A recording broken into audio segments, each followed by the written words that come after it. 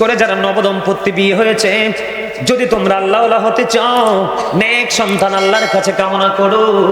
এটা না বললেই নয়, এটা বলতে হবে। তোমাদের যদি আমি তোমাদেরকে বলবো, তুমি সেহরি খাওয়ার পর থেকে মাগরিব পর্যন্ত, তার মানে ইফতারের সময় না হওয়া পর্যন্ত তোমার বিবি অত্যন্ত সুন্দরী, অথবা বিবির কাছে স্বামী অত্যন্ত সুন্দর স্মার্ট, তোমরা দুজনেই সময়টার মধ্যে কিন্তু দূরে থাকতে হবে। এটা হলো সবচেয়ে বড় চ্যালেঞ্জের জায়গা যুবক যুবতীদের জন্য, নবদম্পতিদের জন্য। এই জায়গাটা তোমরা মনে রাখবে। কথা বলেন না কেন? এটা মনে রাখবেন কিনা? অত্যন্ত গুরুত্বপূর্ণ জিনিস বন্ধু। শুধু উপাস থাকলে চলবে না। রোজাকে রোজা হিসাবে আল্লাহর দরবারে পৌঁছাতে হলে ওই যে রাসূল বলেছেন, আল জুমআতু ইলাল জুমআ রমাদানু ইলা রমাদান, এক রমজান থেকে আরেক রমজানের মাঝখানে 300 দিনের গ্যাপ। এই 300 দিনের গুনাহ মাফ হয়ে যাবে যদি আপনি সঠিকভাবে রোজাটা পালন করতে পারেন, কবিরা গুনাহ থেকে যদি বেঁচে থাকতে পারেন।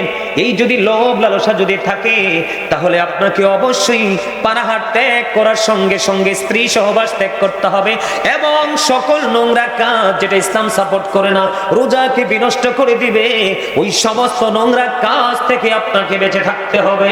তাহলে আপনি হবেন পরিপূর্ণ রোজাদার। আমার রাসূল কি বলছে জানেননি? আমার রাসূল আমাদেরকে দোয়া শিখিয়ে দিয়েছেন, আল্লাহুম্মা বারিক লানা ফি রাজাব ওয়া শাবান ওয়া বাল্লিগনা রমাদান। কি চমৎকার না? কথা কয় না? আমার রাসূল বলেছেন, আমাদেরকে দোয়া শিখিয়ে দিয়েছেন, আল্লাহ গো তুমি আমাদেরকে রজব এবং শাবানের বরকত দাও, আমাদেরকে রমজান পর্যন্ত পৌঁছাইয়া দাও। জোরে জোরে কন্যা সুবহানাল্লাহ। রমজান পর্যন্ত পৌঁছা দেওয়ার জন্য দোয়া করতে কে শিখিয়েছে?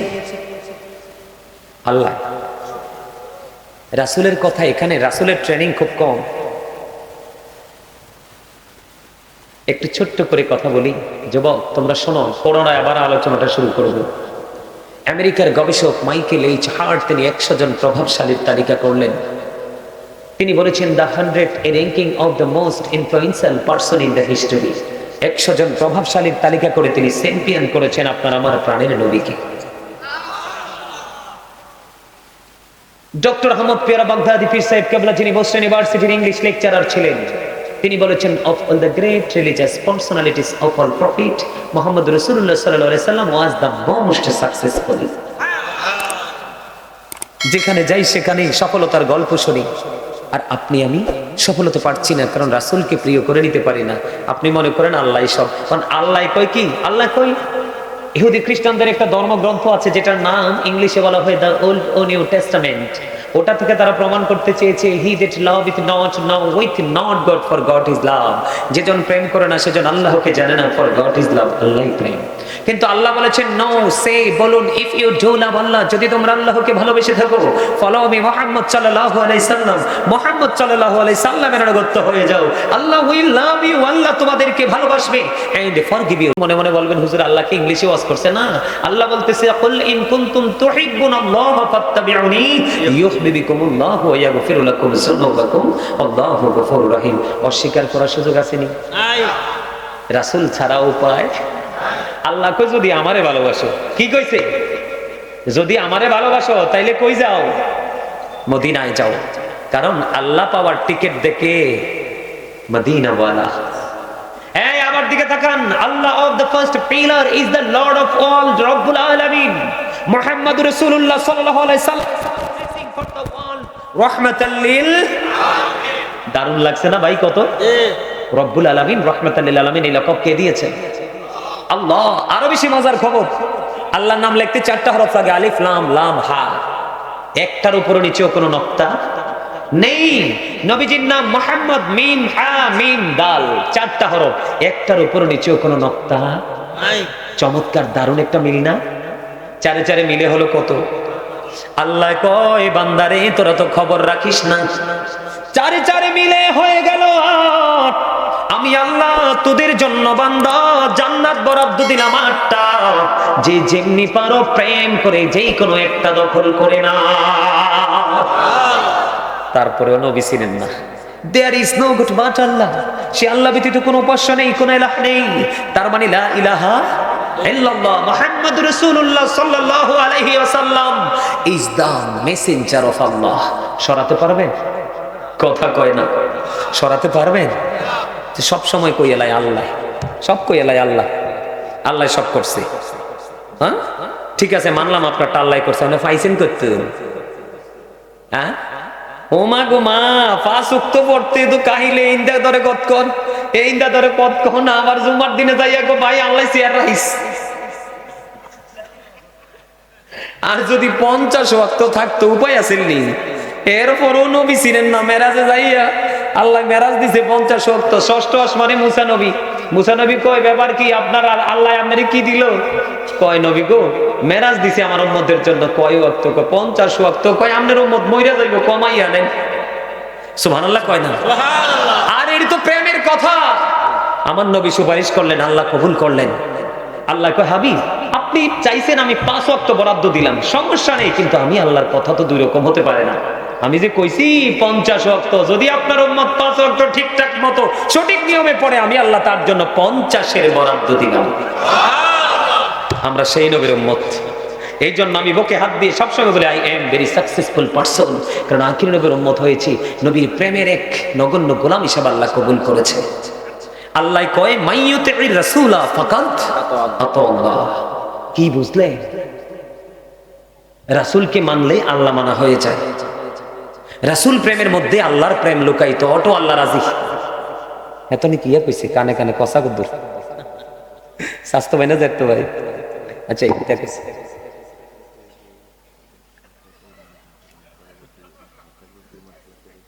আচ্ছা হেই আমি কর্ম আনে। আহারে ভাই তোরা আরে পাইবি নি, একটু পরে মিস করবি তো। তোমরা কিন্তু আর লগে মজা করতে পারো না, নাইলে আমি কিন্তু অনেক মজা দিতে জানি। এই সিনেমাটা ভরাই দিছে আল্লাহ, অন্য কিছু না, বড় করে কই না। আমি নিজে একজন রাইটার, বলছি না আমার নিজের লেখা না যে সোর আমার এই ছোট ভাইটা জানে। আপনারাও নিশ্চয় অনলাইনে আলোচনা শুনেন না, আসেননি কেউ? এনে দেখছো নি যেডি আমার পাগলা এডি সবই সামনে বসে এক লোক, এর লাগি দেন আওয়াজ আই বেশি। সুবহানাল্লাহ কোন আর জোরে মহাব্বতে। অনেক রাত্র হয়ে গেছে না, আমরা আস্তে আস্তে করে ধীরে ধীরে আমরা গভীরের দিকে যাচ্ছি না? তো রাত্র যখন গভীর হয় প্রেম তো তত মধুর হয়। তা আপনারা রাত্র গভীর হইতেছে, আমি তো টেনশন করি না, আমার তো লাগে ওয়াজ করি আমি দুর্বল হয় তারা। এটা কি হইলো? এটা স্বাস্থ্য ভাই তুই কইলে হইছে? হ্যাঁ যে ওয়াজ করে তে না দুর্বল হইব, যে বসে বসে শুনে সে তো মজা পাইবো, ঠিক না? বসে আরামে যদি মজাটাও নিতে না পারেন তো আমার কপাল পোড়া না। ওই আরেকটা কয় জি বলে, আমনে যদি নিতে না পারেন কপাল আমনের পড়বো, আমারটা পড়বো কি লিগে? আলহামদুলিল্লাহ কোন আলহামদুলিল্লাহ। আমি চাইছি আপনারা একটু হাসি দেন, আপনাদের মধ্যে একটা ফিলিংস আসুক নতুন করে। আলহামদুলিল্লাহ বলেন আলহামদুলিল্লাহ। তাইলে রাসূল বাদ দেন যায়নি না, আল্লাহ ভাগ করে নিছে রমজান মাসটা। কেমনে ভাগ করছে জানেন নি? আল্লাহ কয় হাবিব, আল্লাহ কয় হাবিব দিনটা আমার ভাগে, আমার বান্দা রোজা রাখবে এটা ফরজ, আর রাত পুরা ডামনের ভাগে। সুন্নত নফল দিয়ে বেড়াই দিছে। সুবহানাল্লাহ বলেন না? ভাগটা খুব সুন্দর না? কথা কয় না দূর বেটা, জিও কই দিবার হচ্ছে বেটা, বোহার মা বেহার মতো কথা কস। সারাদিন পরিশ্রম টরিশ্রম কইরা জমাইয়া টমাইয়া ইফতারিটা কইরা তারাবি কইরা বসবো, ইচ্ছা মতো কতক্ষণ খামু, খাই আল্লাহ রাসূলের নাম লইয়া ঘুম দেবো, সেহরি খামু, রাত পুরাটা রাসূলের ভাগে আল্লাহ বরাদ্দ দিয়ে দিছি। আর আমরা কি সেই রাসূলের আপন না পর? আপনি যদি মনে করেন আপন হতে চাই হয়ে যাবেন, আর যদি কেউ পর হতে চাই পর হয়ে যাবেন। কথা কন না কেন? বাবা মার আপন সবাই হতে পারে না, ঠিক তেমনি আল্লাহর প্রিয় সবাই হবে না, রাসূলেরও প্রিয় সবাই হবে না, শুধু গাছটা পার দেওয়ার কারণে, এক ঘোরামি করার কারণে, ঠিক না? ঠিক। ও বন্ধু বলতেছিলাম মেরাজে, ওই যে বলতেছিলাম রমজানের খবর, বছরের শুরু থেকে শেষ পর্যন্ত জান্নাত সাজানো হয় শুধুমাত্র আল্লাহর প্রিয় রোজাদার বান্দাদের জন্য। এর যুবক কেমন করে তোমাদেরকে বুঝাইলে তোমরা বুঝবারে? রমজান মাসে কোথাও তোমরা ট্যুরে যাইও না, আর 48 মাইলের বেশি অতিক্রম করিও না। যদি বিশেষ জরুরি কারণে যাইতে হয় যাইও, কিন্তু ইচ্ছে করে তোমরা রোজাটা ভাঙ্গো না। আল্লাহ রাসূল বলেছে ইচ্ছে করে যে রোজা ভাঙ্গার কারণ, এই কারণের আওতায় যদি তুমি না এসে রোজাটা ভাঙ্গো, সারা জীবন এটার খেসারত দিয়ে শেষ করতে পারবা না। আমি তোমাদের জন্য বলি, পরিপূর্ণ রোজাদার হয়ে মরার চেষ্টা করবা। তোমরা যখন পরিপূর্ণ রোজাদার হইবা, দেখতে দেখতে একটা থেকে রহমত দিয়ে শুরু, নাজাত দিয়ে শেষ। ঠিক নেই? রহমত তো রহমতে নিয়ামত, নাজাত তো শান্তি আর শান্তি, শান্তি আর শান্ত। ঠিক না? রহমত দিয়ে শুরু, নাজাত দিয়ে শেষ। তোমরা যখন আমার দিকে তাকাও, রমজানটা পুরোপুরি রোজাগুলো রাখবে। রোজা রেখে যখন সুন্দর জামা কাপড় পরে, আতর গোলাপ লাগাইয়া তোমরা যখন ঈদুল ফিতরের নামাজ পড়ার জন্য একটি রাস্তা দিয়ে যাইবা, যাওয়ার সময় তোমরা তাকবীরে তাশরিক দিতে দিতে যাইবা, আল্লাহু আকবার, আল্লাহু আকবার, লা ইলাহা ইল্লাল্লাহ, আল্লাহু আকবার, আল্লাহু আকবার, লিল্লাহিল হামদ, আল্লাহু আকবার, আল্লাহু আকবার, লা ইলাহা ইল্লাল্লাহ, আল্লাহু আকবার, আল্লাহু আকবার, লিল্লাহিল হামদ, আল্লাহু আকবার, আল্লাহু আকবার, লা ইলাহা ইল্লাল্লাহ, আল্লাহু আকবার, আল্লাহু আকবার, লিল্লাহিল হামদ। তাকবীরে তাশরিক দিতে দিতে তোমরা ঈদুল ফিতরের নামাজ পড়ার জন্য একটা রাস্তা দিয়ে যাবে, অন্য আরেকটা রাস্তা খুঁজে তোমরা বাড়ি পর্যন্ত পৌঁছাবে। হাদিস শরীফের মধ্যে এসেছে, আমার রাসূল জানিয়ে দিয়েছেন, বন্ধু, কেউ যদি পরিপূর্ণভাবে রোজা রাখে, যথা নিয়মে 5 ওয়াক্ত নামাজ পড়তে পারে, সুন্দর করে তারাবি নামাজগুলো পড়তে পারে, রাসূল যে সিস্টেম দিয়েছে, যথা সময় ইফতারি করতে হবে, ইফতারির সময় কোনো গরিব বসি তালবাহানা চলবে না। ইফতারিটা সময় ভাবে সময় করে তোমরা করে নিবা এবং সেহরিটা সুন্দর করে খেয়ে নিবা। নিকট আমি তো স্টেজে বসে সব ব্যাখ্যা করতে পারবো না, নিকটস্থ আলেম থেকে তোমরা একটা একটা করে জেনে নিবা। এই করে করে যখন পরিপূর্ণ রোজাদার হয়ে যখন তুমি ঈদুল ফিতরের নামাজ পড়ে আর একটা রাস্তা দিয়ে যখন তুমি তোমার বাড়ি ফিরবা, আল্লাহ রাসূল বলেছেন ওই বান্দাটা এমন নিষ্পাপ হবে যেন মনে হবে সে যেন তার মায়ের উদর থেকে আজই পৃথিবীতে এসেছে। আরে একবারে বেগুনাহ মাসুম হয়ে যাব। যুবক, আমি কিন্তু ওয়াদা করাই না, তারপরেও তোমরা মন থেকে আসুনি যে হুজুর আপনার কথা শুনে ভালো লেগেছে, রাসূলের পবিত্র জবান মোবারকের বাণী শুনিয়েছেন, আমি অন্তত পক্ষে চেষ্টা করব এই রমজানটাকে আপন করে নিতে।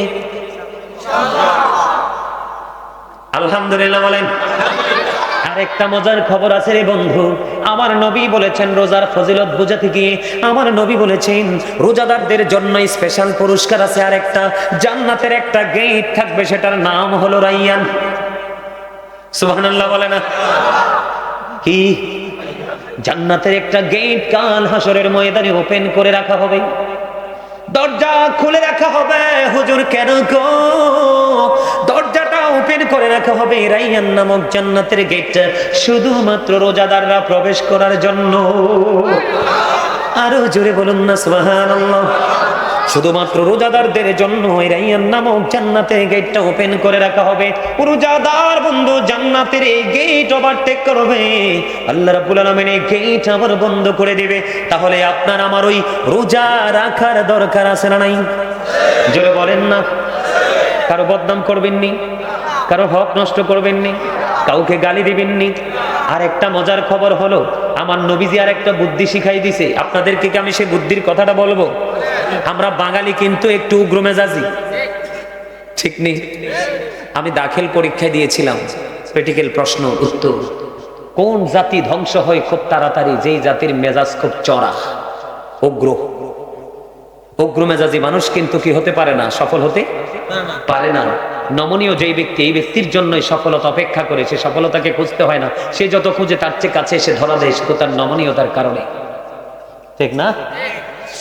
আল্লাহর হাবিব জানিয়ে দিয়েছে, তুমি রোজা রেখে, আমি বলছি বন্ধু, সেহরি খাওয়ার পর দিনের বেলা যখন তুমি ব্রাশ করবে না, তখন দেখবে তোমার মুখের মধ্যে থেকে গন্ধ বের হয়। আমার নবী জানিয়ে দিয়েছেন, আল্লাহ বলেছেন, হাবিব আমার পাগল গুরুকে আপনি জানিয়ে দেন, তাদের মুখ দিয়ে যখন দুর্গন্ধ বের হয়, আল্লাহ রাব্বুল আলামিনের কাছে এই দুর্গন্ধটা বেশ কম্বরের চাইতেও সুগন্ধযুক্ত মনে হয়। কেন বলো হুজুর, কেন গো?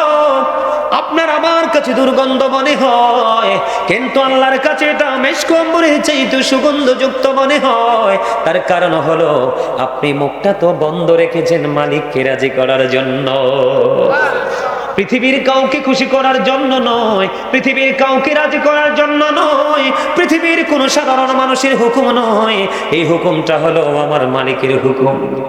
আরেকটা যেটা বলতে চেয়েছিলাম, আমার নবীজি বন্ধু জানিয়ে দিয়েছেন, তোমাদেরকে কাউকে যখন কেউ বকা দিবে, কি দিবে? বকা দেন আমাদের মধ্যে, এই বকা যখন মনু, এই ডিউটি আমার, এই করতে হইবে না মনু। এই যুবকরা যারা এখানে ভিড় লাগিয়ে লাভ নাই, তোমরা এদিক দিয়ে চলে আসো। এই যে পাশ দিয়ে কর্নারে অনেক লোক জায়গা হবে, আবার এদিক দিয়ে সেই কর্নারেও কিন্তু অনেক লোক জায়গা হবে, তোমরা ওই দিক দিয়ে এসে এখানে ঢুকো। আমার এই যুবক ভাইটি একদম ফ্রি মোডে বসে আছে। আরেকটু আলোচনা কি করব না শেষ করে দিব?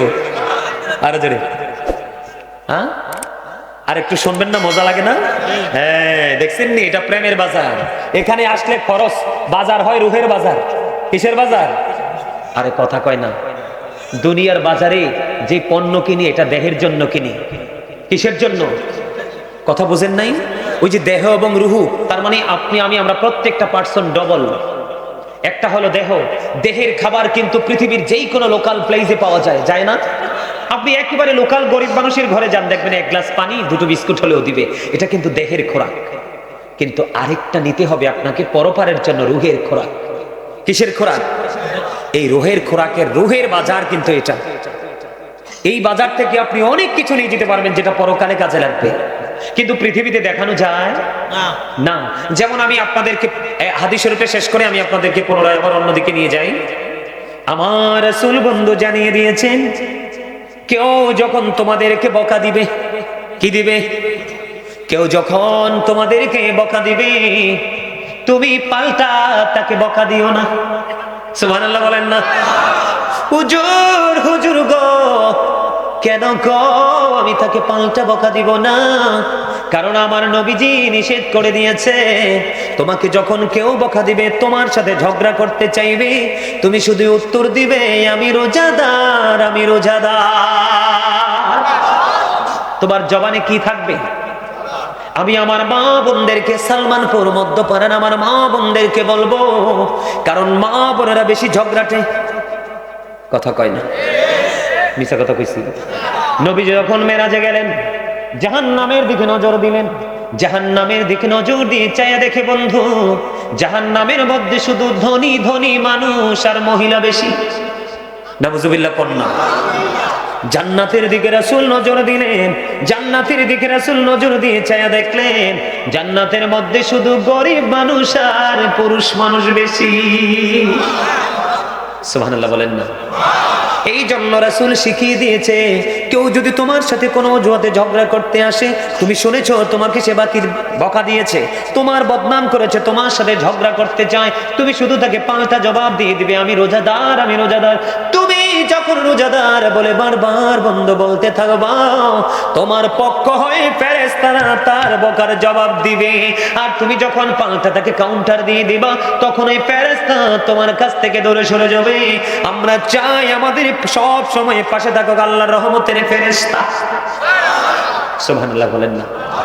আর জোরে বন্ধুরে আমার, আমি আপনাদেরকে বলে দিব বন্ধু, সেহরি নিয়ে একটু কথা বলবো।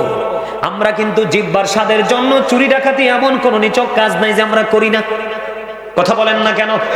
বন্ধু, সেহরিটা খাবেন, আপনি শাক দিয়ে খান, একবারে নরমাল শাকসবজি দিয়ে খান, কোনো আপত্তি নেই, কিন্তু আপনি হারাম কোনো খাবার দিয়ে খাবেন না। কারণ আল্লাহ রাসূল বলেছেন, লা তুকবালু সালাতুম বিগাইরি তুহুর ওয়ালা সাদাকাতুম মিন গুলুল। আমার রাসূল জানিয়ে দিয়েছেন, পবিত্রতা ছাড়া ইবাদত কবুল হয় না, হালাল উপার্জন ছাড়া বন্ধু দান সদকা কোনো কিছু কবুল হয় না। তাহলে হালাল উপার্জন ছাড়া, যদি হালাল টাকা ছাড়া দানটা যদি কবুল না হয়, তাহলে আপনি হারাম উপার্জিত অর্থ দিয়ে যদি বাজার করে খান, এই বাজার কি কাজে লাগবে? কথা কয় না, আরো জোরে বলেন। সিটারে বাটফারি করা আনতে পারবেন, টাকা চুরি করে এনে খাওয়াতে পারবেন। বিশেষ করে আমাদের দেশের ম্যাক্সিমাম পুলিশরা করে এটি। কথা কয় না? আরে আরো জোরে। পুলিশের কাগজপত্র সব চাইছে, চাইয়া দেখে কোনো ঝামেলা নাই, কয় আপনার স্পিড ছিল ওভার স্পিড। কত বড় টাউট চিন্তা করছেন নি? পুলিশের 14 গোষ্ঠীর সাথে আত্মীয়তা করবেন না, আমি কই দিলাম। কি মিছা কথা কইছি? আমরা সারাক্ষণ রোডে ঘাটে দৌড়াই মিয়া, দেখি এদের চরিত্র। তবে সব পুলিশ খারাপ ঠিক না? ভালো আছে না? ভালো না থাকলে কি সেটা থাকতো? কখনোই থাকতো। এখন তো আমাদের দেশে মহিলারা যে বাটপারি করে সুদ খায়, হাওলার টাকা চাইলে দেয় না, কই বড় দুলাভাই বিদেশ থেকে কয়টা টাকা আছে, যদি ঠিকঠাক মতো লাভ দো তাইলে দিব। এরকম বাটপারি করে সুদের টাকা দিয়ে কি করা যাবে না? এই খাবার খাওয়া যাবে না, ঠিক না? ঠিক। সব সময় খেয়াল রাখবেন, রমজান মাসে আপনি সব সময় পরিপূর্ণ হালাল খাবারটা খেয়ে রোজাটা রাখার চেষ্টা করবেন, ঠিক না? এবার আসেন আমাদের মধ্যে ইফতারি। আমাদের মধ্যে কিন্তু অনেক মানুষ কিন্তু রোজা রেখে ইফতারি করে অসুস্থ হয়ে যায়। অসুস্থ হয় কি হয় না? আরো জোরে বলেন। অসুস্থ হয় কেন হয় জানেন? আল্লাহ রাসূলের আদর্শকে সে কি করলো না, অন্তরে ধারণ করলো না, সেই কারণে সে অসুস্থ হয়ে যায়। আল্লাহ রাসূল বলেছেন তোমরা খেজুর দিয়ে ইফতারি করো। কি দিয়ে? খেজুর দিয়ে। এবং জাস্ট টাইম ইফতারি করো, তাহলে আল্লাহর রহমত তোমাদের উপর কি বর্ষিত হবে। আর বলো হুজুর তৌফিক নাই, আজকে আমার পিচ্চিটা আরিফ বলতেছে খেজুর কিনতে গেছি। কি কিনতে গেছি? খেজুর কিনতে গেছি। 1 কেজি চাইছে কত রে? 1 কেজি বলে চাইছে 1200। কমছে বাংলাদেশের কয়জন মানুষ 1200 টাকা দিয়ে খেজুর কিনতে পারবে? আচ্ছা যাক, এটা গেল। এরপরে নরমাল চাইছে কত? নরমাল যায় চাইছে একেবারে নরমাল, এটা নাকি 600 টাকা। বন্ধুরে আমার, আপনারা আমার প্রাণের নবী জানিয়ে দিয়েছেন তোমরা খেজুর দিয়ে ইফতারি করো। খেজুর যদি না পাও তাহলে তোমরা পানি দিয়ে ইফতারি করো। আমরা যখন রাসূলের এই কন্ডিশনটা মানবো, তাহলে কিন্তু আমাদের মধ্যে কোনো অস্বস্তি থাকবে না। কি আমাদের মধ্যে কোনো ঝামেলা থাকবে? শারীরিক কোনো ধরনের কোনো সমস্যা আমাদেরকে ভোগ করতে হবে না। আমি আপনাদেরকে কি বলছি বুঝতে পারছেন? এই ওনারা কি বললেন?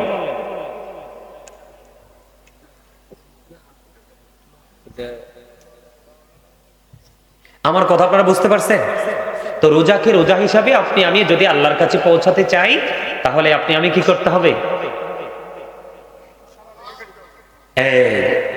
আল্লাহর কাছে মানে ইবাদতটাকে আল্লাহর কাছে পৌঁছাতে হলে সর্বপ্রথম যেটা একদম কনফিডেন্সলি আমাদের মধ্যে থাকতে হবে, হালাল খানা, হালাল সবকিছু, ঠিক না? ঠিক।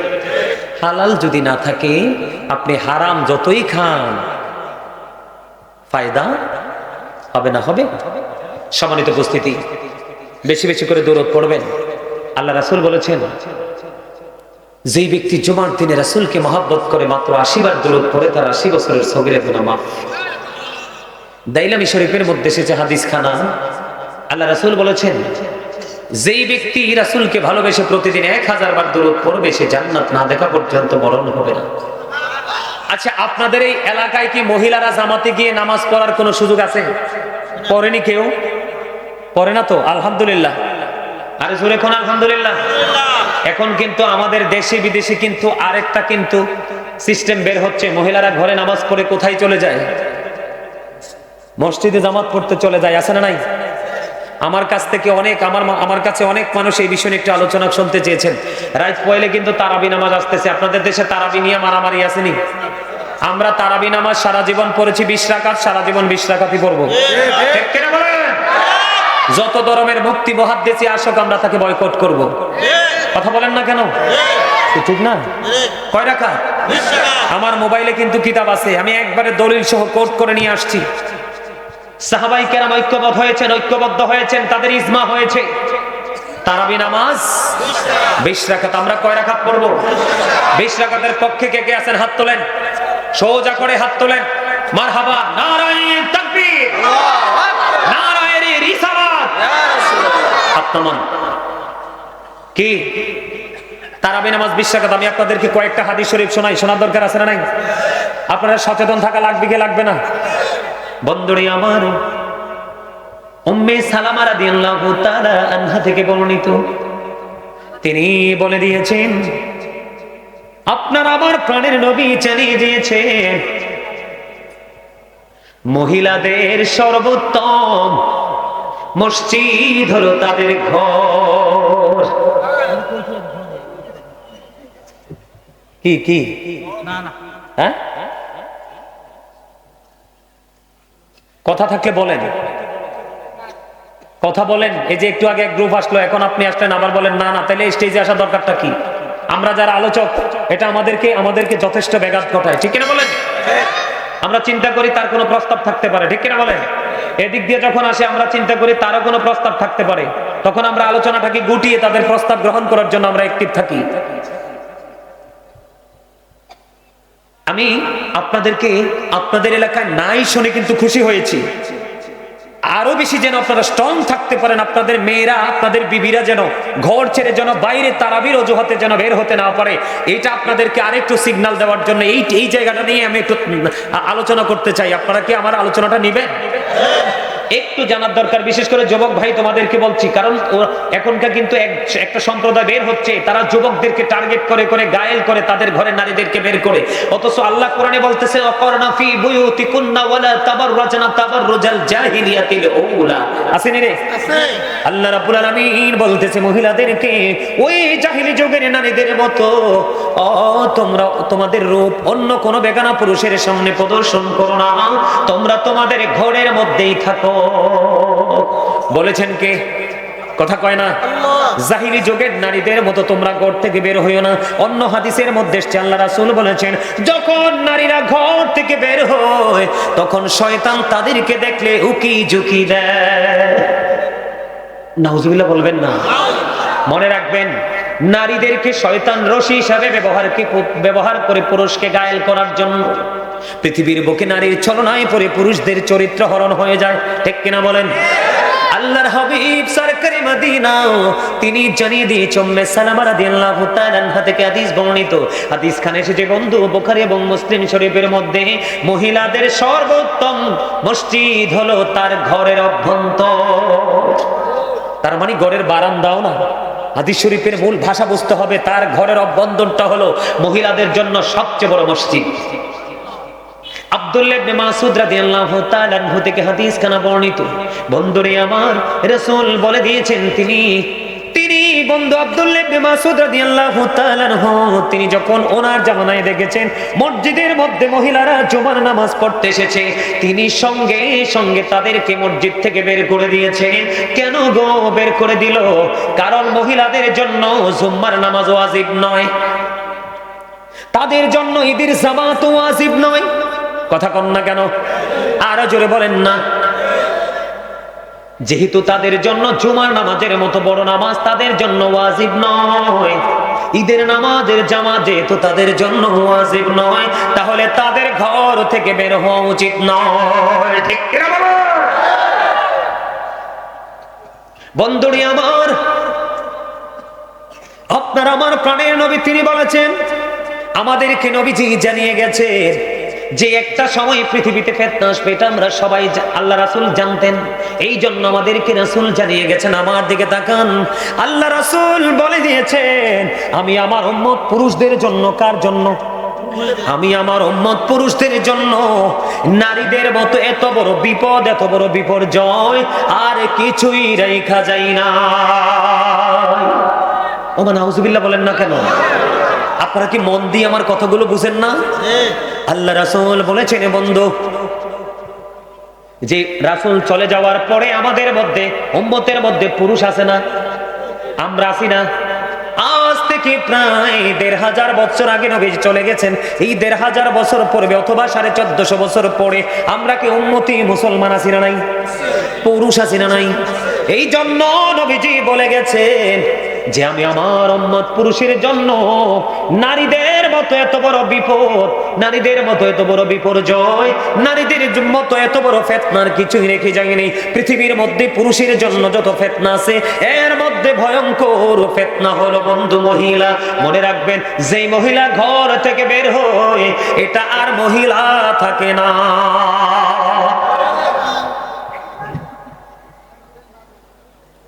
হযরত উম্মে হুমায়রা রাদিয়াল্লাহু তাআলা আনহা আমার নবীকে ডাক দিয়ে বললেন, ইয়া রাসূলুল্লাহ, ইয়া হাবিবাল্লাহ, নবী গো, আমি আপনার পিছনে নামাজ পড়তে চাই।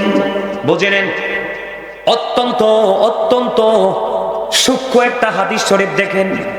নবীজিকে বলতেছেন, আমি আপনার পিছনে নামাজ পড়তে চাই। নবীজি বললেন, আমিও জানি তুমি যে আমার পিছে নামাজ পড়তে চাও, কিন্তু তোমার আমার পিছে নামাজ পড়ার চাইতে তোমার ঘরের অভ্যন্তরের নামাজ তোমার জন্য অনেক উত্তম। আপনি বলেন, এবার আপনারা যুবক ভাইয়েরা আমাকে বলেন, আপনারা চাইলেই যে আমার পিচ্চির কাছে আমি মোবাইলটা দিছি, আপনারা চাইলে আমি রেফারেন্স ও দলিল আপনাদেরকে দেখাতে পারবো। আপনাদের যদি সন্দেহ থাকে আপনারা বলেন, আমার রাসূলের পরে পৃথিবীতে এই যুগে যুগে যত মানুষ আসছে, রাসূলের চাইতে সম্মানী আর কেউ আসেনি? কথা বলেন, আছে? রাসূল যদি উম্মে হুমায়রাকে ডাকে ডেকে বলে, আমিও জানি রে তুমি যে আমার পিছে নামাজ পড়তে চাও, কিন্তু তোমার আমি নবীর পিছে নামাজ পড়ার চাইতে তোমার জন্য উত্তম হলো তোমার ঘরের অভ্যন্তর। তার মানে বন্ধু, অন্য হাদিসের মধ্যে এসেছে, মহিলাদের ঘরের বারান্দার নামাজের চাইতে অসংখ্য গুণে উত্তম হলো তার ঘরের অভ্যন্তর। তার মানে সেই রুমের মধ্যে সেই নামাজটা পড়লে কোনো পুরুষ তাকে দেখবে না, তার আওয়াজটা কেউ শুনবে না, একেবারে তার গোপন কক্ষ, এই কক্ষের নামাজটা বারান্দার নামাজের চাইতে অনেক উত্তম। তাহলে আপনারা কি কোনোদিন আপনাদের মা বোনদেরকে বাইরে যেতে দিবেন? কথা বলেন, দিবেন? মহিলাদের বাইরে এসে জামাতে পড়ার চাইতে ঘরে একাকী ঘরের অভ্যন্তরে নামাজ পড়া 25 গুণ বেশি সওয়াব। আরো জোরে বলেন না সুবহানাল্লাহ।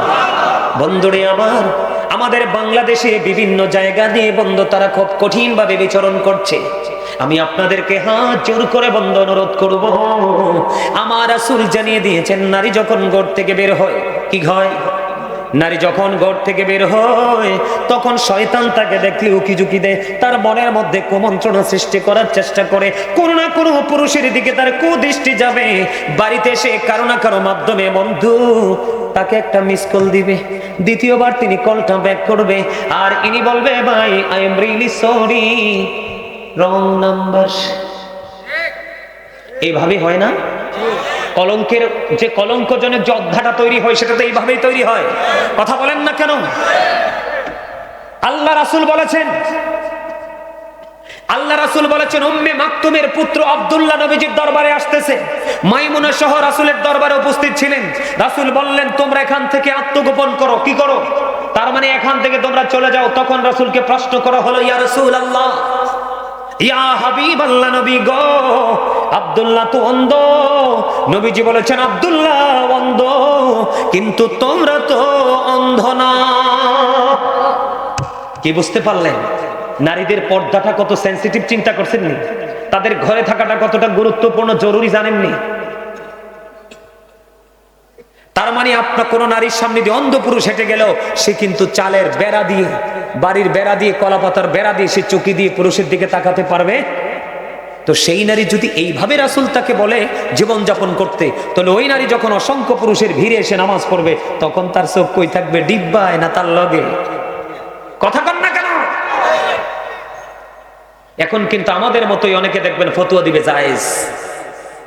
অসংখ্য হাদিস, আজকেও বের হওয়ার সময়, আজকেও বের হব, গাড়িতে উঠবো, তখনও কিতাবটা দেখে দেখে তারপরে গাড়িতে উঠছি।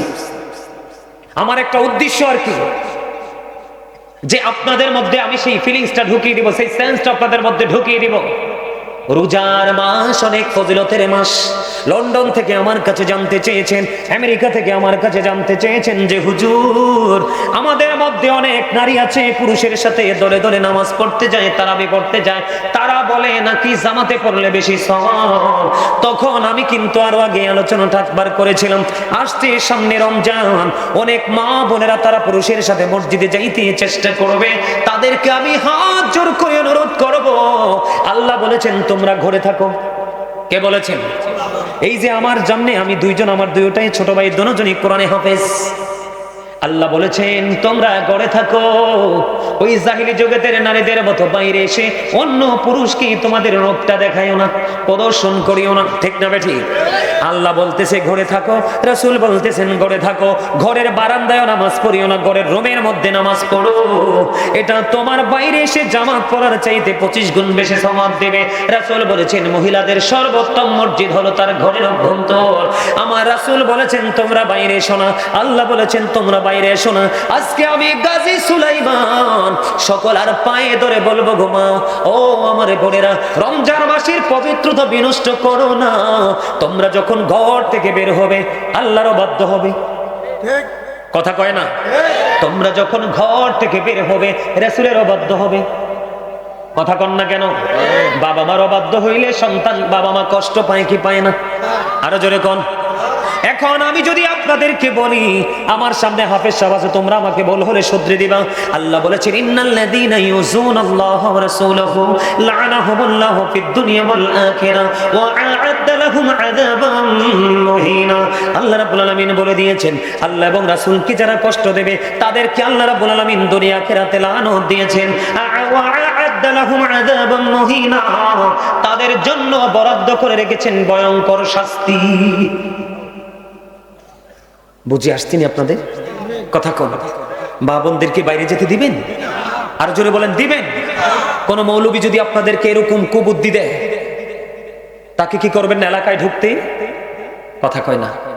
আরে আমি কি সাদে কইনি, আল্লাহ রাসূল বলতেছে, আল্লাহ রাসূল বলতেছেন কিয়ামতের পূর্বক্ষণে পৃথিবীতে সবচেয়ে বড় ফিতনা হবে আলেমরা।